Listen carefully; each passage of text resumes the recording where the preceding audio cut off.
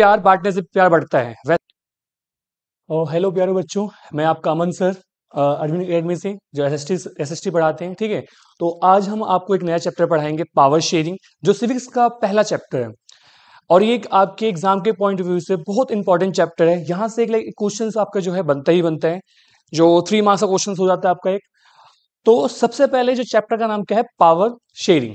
अब power sharing, अब जो टॉपिक है ये बहुत ही वैसा टॉपिक मैं समझाता हूँ एग्जाम्पल से कि पावर शेयरिंग पे होता क्या है। जैसे कि आपकी एक फैमिली है, फैमिली के अंदर अगर कोई भी डिसीजन लिया जाता है, अगर फैमिली में अगर दादी है या दादा है, तो अगर वो सारे डिसीजन खुद लेते हैं तो उससे क्या होगा कि मे बी फैमिली के अंदर वो एक बैलेंस नहीं बन पाएगा।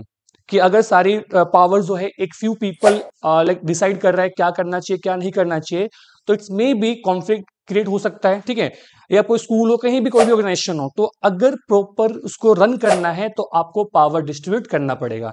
अगर कोई फ्यू पर्सन पूरे कंट्री के अंदर पावर कंट्रोल होल्ड करता है और डिसीजन लेता है और अदर सेक्शंस को नेग्लेक्ट करता है, तो मे बी कंट्री में डेवलपमेंट प्रोग्रेस नहीं हो पाएगा। तो हमें क्या करना चाहिए, पावर शेयरिंग करना चाहिए। पावर शेयरिंग करने से क्या होगा कि आपका एक प्रॉपर बैलेंस बना रहेगा। आपने सुना ना कि प्यार बांटने से प्यार बढ़ता है, वैसे पावर बांटोगे आप, पावर डिस्ट्रीब्यूट करोगे, तो मे बी कंट्री में डेवलपमेंट होगा, सब हैप्पीनेस रहेंगे। क्योंकि किसी भी कंट्री के अंदर एक सिंगल कम्युनिटी या सिंगल रिलीजन में भी नहीं रहते हैं, सबके सर कंट्री के अंदर डाइवर्सिटी होता है। तो अगर डाइवर्सिटी को एक्सेप्ट कर रहे हो आप, तो आपको पावर डिस्ट्रीब्यूट करना पड़ेगा। ठीक है, तो उसी के साथ हम चैप्टर स्टार्ट करते हैं, जो पावर शेयरिंग चैप्टर है आपका।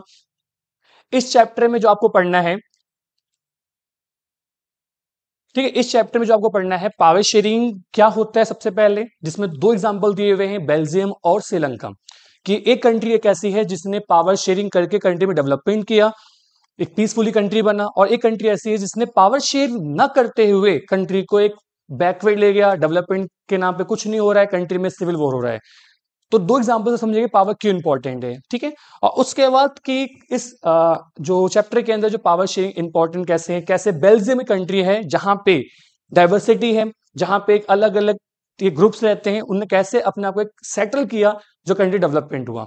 तो सबसे पहले एक पावर शेयरिंग में जो है बेल्जियम का एग्जांपल आता है कि बेल्जियम जो एक कंट्री है, जो बेसिकली आपको पता है कि यहाँ पे एक फॉर्मेशन हुआ है जिसमें डच स्पीकिंग लोग हैं, फ्रेंच स्पीकिंग लोग हैं, ठीक है, और जर्मन स्पीकिंग लोग हैं। 3 टाइप के यहाँ पे है। 59% आपके कौन है, डच है। उसके बाद 40% आपके फ्रेंच है एंड 1% जर्मन से। बट पूरी कंट्री में मेजोरिटी, अब देखो 2 वर्ड है, मेजोरिटी और माइनॉरिटी। मेजोरिटी का मतलब होता है जिनका नंबर ज्यादा होता है, ठीक है, कंट्री के, उसे मेजोरिटी कहते हैं। माइनॉरिटी का मतलब होता है जिनका नंबर कम होता है, वो माइनॉरिटी होता है। अब यहाँ पे बताना है कि कंट्री के अंदर मेजोरिटी किसकी है। तो आपको दिख रहा है कि country majority basically Dutch speaking की है। किसकी है, डच स्पीकिंग की है। अब मेजोरिटी तो डच स्पीकिंग की तो है, बट यहाँ पे जो माइनॉरिटी में है जर्मन। ठीक है, ये आपने समझ लिए। अब यहाँ पे दिक्कत क्या है कि जो कैपिटल है बेसिकली जो आपका ये ब्रुसेल्स है, ब्रुसेल्स के अंदर अपोजिट है कि पूरी ब्रुसेल्स के अंदर 80% आपके फ्रेंच हैं और 20% आपके डच हैं।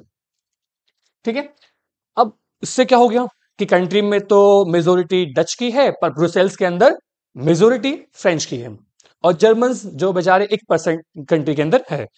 अब यहां पे इसका एक अलग इंपैक्ट आता है कि कंट्री में मेजोरिटी में डच होने के बाद भी रिच, एजुकेटेड, प्रॉस्परस जो सोसाइटी में जो सेक्शन है वो आपका फ्रेंच है। कौन है आपका, फ्रेंच है। तो अगर कंट्री में मेजोरिटी की बात करोगे तो डच अगर रूल करते हैं तो ब्रुसेल्स में आपके फ्रेंच करेंगे।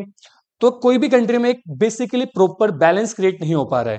तो अगर इस बैलेंस का सोल्यूशन क्या होगा, एक ही वर्ड होगा बेटा आपका, पावर शेयरिंग। कि हमें क्या करना चाहिए, पावर शेयर करना चाहिए। अब कैसे क्या हुआ, तो इससे पहले हम इसका थोड़ा थ्योरी पार्ट देखेंगे कि कंट्री में बेसिकली जो आपका है, ठीक है, बेल्जियम, एक क्या है आपका एक, ठीक है, बेल्जियम क्या है बेटा, एक स्मॉल यूरोपियन कंट्री है with the Brussels as it's a capital. ठीक है, जिसमें क्या है, 3 लैंग्वेज है, डच 15%, फ्रेंच 40% और जर्मन 1%। जो majority French speaking community was रेटी रिच एंड पुअर, जो सॉरी माइनॉरिटी, जो माइनॉरिटी फ्रेंच स्पीकिंग पीपल क्या है बेटा, जो लोग है वो क्या है, रिच है एंड पावरफुल है। कंट्री में मेजोरिटी किसकी, डच की है, लेकिन पावरफुल कौन है आपके, फ्रेंच स्पीकिंग पीपल है जो उनका, ठीक है।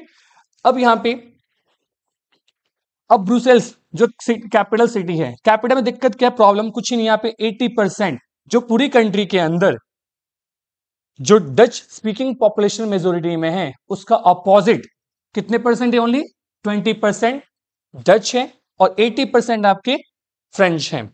अब अपोजिट हो गया ना, अब कंट्री में प्रॉपर हमें रूल करना है तो कैसे क्या होगा, ठीक है। तो इसके बाद, अब ये तो आपने एग्जांपल समझ लिया। अब अगला जो एग्जांपल है श्रीलंका का, ठीक है। तो अब यहां पे बेल्जियम पढ़ लिया आपने कि बेल्जियम के बेसिकली क्या था, एक पूरा स्ट्रक्चर बना हुआ था जिसमें डच हो गए, फ्रेंच हो गए, जर्मन हो गए। ब्रुसेल्स में अपोजिट था डच और फ्रेंच का, ये आपने पढ़ लिया कि कंट्री में इस टाइप से एक लाइक कॉम्पोजिशन बना हुआ है जिसके अंदर एक लाइक कॉम्प्लेक्सिटी हो गई है, कॉम्प्लेक्स कर दिया पूरा कंट्री को। अब अगला एग्जाम्पल जो है वो श्रीलंका का है, किसका, आपका श्रीलंका का है।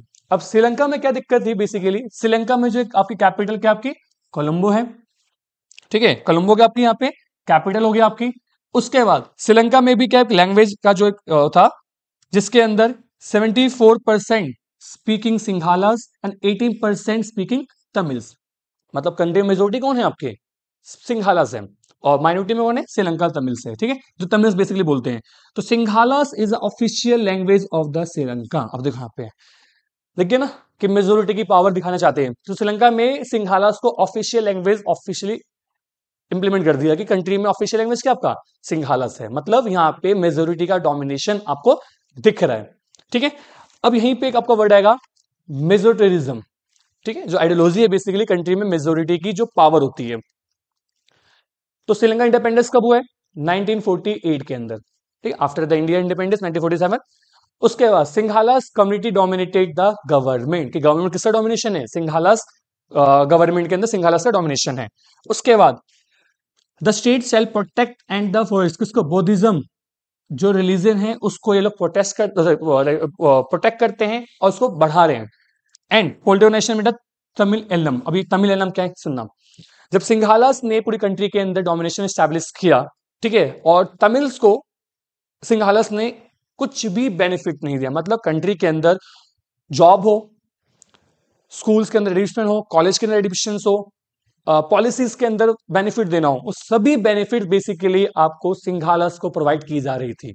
और तमिल्स बेचारे जो थे वो डिमांड कर रहे थे कि हमें भी कुछ हमें भी कुछ मिलना चाहिए, तो सिंघालास ने उनको रिजेक्ट कर दिया कि हम आपको 1% भी कोई बेनिफिट नहीं देंगे। तो इसको देखते हुए श्रीलंका के अंदर तमिल्स का एक ग्रुप जो होता है, एक ऑर्गेनाइजेशन बनाता है, उससे बोलते हैं तमिल एलम, लिखते बोलते हैं उसको, जो एक तमिल ऑर्गेनाइजेशन है जो अगेंस्ट द सिंघालास फाइट करती है, जैसे कि एक होता है ना आतंकवादी से बोलते हैं, टेररिज्म बोलते हैं, ठीक है। तो वैसे ही श्रीलंका के अंदर एक ग्रुप बनता है for the Tamils to fight against the Sinhalese या गवर्नमेंट, जिसके रीजन से पूरे श्रीलंका के अंदर सिविल वॉर स्टार्ट होता है, ठीक है, जो लिट्टे ग्रुप है,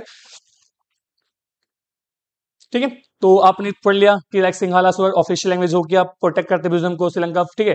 यहाँ पे तमिल्स को डिस्क्रिमिनेशन फेल करना पड़ता है, पोल्टिनेशन है, तमिल एलएम हो गया, डिस्ट्रस्ट द इंक्रीज, इनके बीच में क्या है, प्रॉपर एक ट्रस्ट नहीं जनरेट हो पा रहा है, ठीक है। फिर जिससे क्या हो गया, सिविल वॉर कंट्री के अंदर स्टार्ट हो गया। अब सिविल में होगा क्या, आपको पता है, सिविल वॉर में किसी का भी बेनिफिट नहीं होता है, ठीक है, मतलब दोनों ही पार्ट को, दोनों ही लोगों को लाइक लॉसेस होते हैं, चाहे आप वो जीत रहे हो तब भी आप एक तरह से लाइक आपको लॉसेस हो रहे हैं, ठीक है। इसलिए पूरी कंट्री के अंदर कोई भी डेवलपमेंट, किसी भी टाइप का डेवलपमेंट कंट्री के अंदर कुछ भी नहीं होता है, ठीक है। यहां तक आपका हो गया 2 एग्जाम्पल, जिसमें आपने पढ़ा बेल्जियम पढ़ा आपने, और आपने पढ़ा श्रीलंका पढ़ा। अब दोनों में डिफरेंसेस क्या है आप सुनना, एक कंट्री जिसने पावर को शेयर किया, जिससे कंट्री में डेवलपमेंट हुआ, एक कंट्री जिसने पावर को होल्ड किया और माइनॉरिटी को निगलेक्ट कर दिया, तो कंट्री में सिविल वॉर स्टार्ट हो गया। तो अब इसी के बाद एक टॉपिक आता है आपका एकोमोडेशंस इन बेल्जियम, मतलब बेल्जियम के अंदर कैसे एकोमोडेशन हुआ, ठीक है।